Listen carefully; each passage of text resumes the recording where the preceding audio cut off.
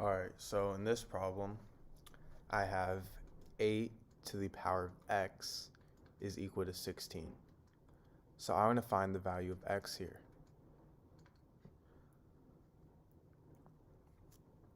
So for my solution,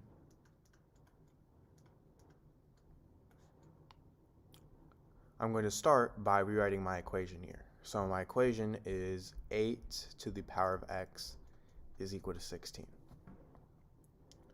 Now, before we start doing anything, let's just inspect this problem real quick. So if I plug in x equals 1 into this equation, I get 8 to the power of 1 is equal to 16, which 8 to the power of 1 is the same thing as 8, so I get 8 equals 16, which is false, right? Now if I plug in x equals 2, I get 8 to the power of 2 is equal to 16, and 8 to the power of 2 is 64. So I get 64 equals 16. And notice how there's a big gap between 8 and 64. So we know that the value of x is not going to be a whole number but a decimal, and it's going to be somewhere in between 1 and 2. So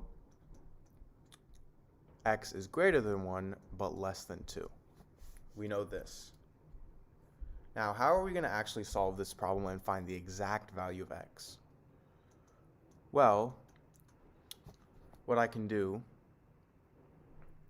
is rewrite 16 as 8 times 2. Now what I'm going to do is divide both sides by 8. So then these two cancel out, and I get 8 to the power of x over 8 is equal to 2.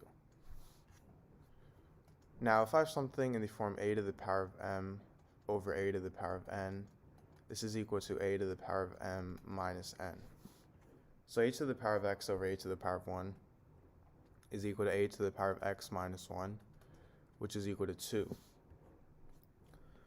Now a is the same thing as 2 to the power of 3, so I get 2 to the power of 3 to the power of x minus 1 is equal to 2.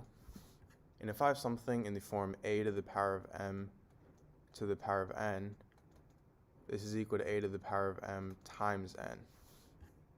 So 2 to the power of 3 to the power of x minus 1 is the same thing as 2 to the power of 3 times x minus 1. And 3 times x minus 1, I can distribute 3, so I get 2 to the power of 3x minus 3 is equal to 2. And 2 is the same thing as 2 to the power of 1. And if I have something in the form a to the power of m is equal to a to the power of n, this means that m is equal to n. So this means that 3x minus 3 is equal to 1. And now if I add 3 on both sides, I get 3x is equal to 4, and x is equal to 4 over 3. Now, there actually is another way to solve this problem. What I can also do is at the start rewrite both of these in bases of 2.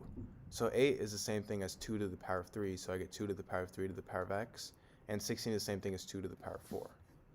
Now this is the same thing as 2 to the power of 3x is equal to 2 to the power of 4, meaning that 3x is equal to 4, and x is equal to 4 over 3. So this is a much simpler method of solving this problem.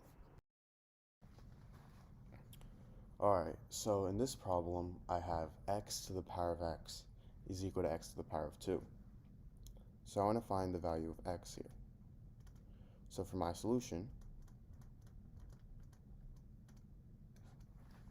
I'm going to first start by rewriting my equation.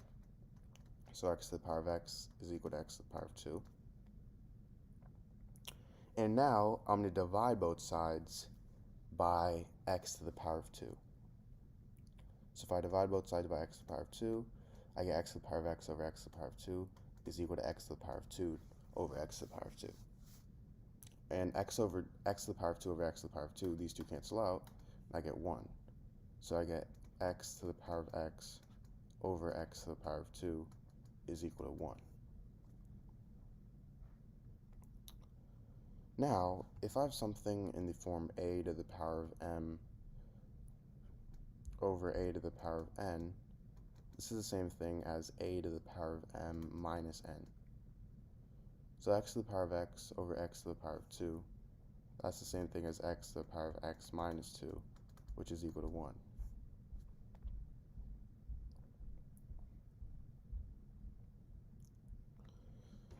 Now, I'm going to take the natural log or ln on both sides.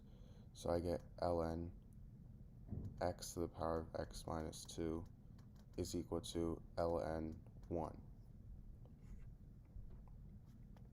So if I have something in the form ln a to the power of b, I can move this exponent and b to the front. So it's going to equal b times ln a. So in this case, I have ln x to the power of x minus 2, and I can move this to the front. So I get x minus 2 times ln x is equal to ln 1. Now I can distribute the ln x. So I get x times ln x minus 2 times ln x is equal to ln 1.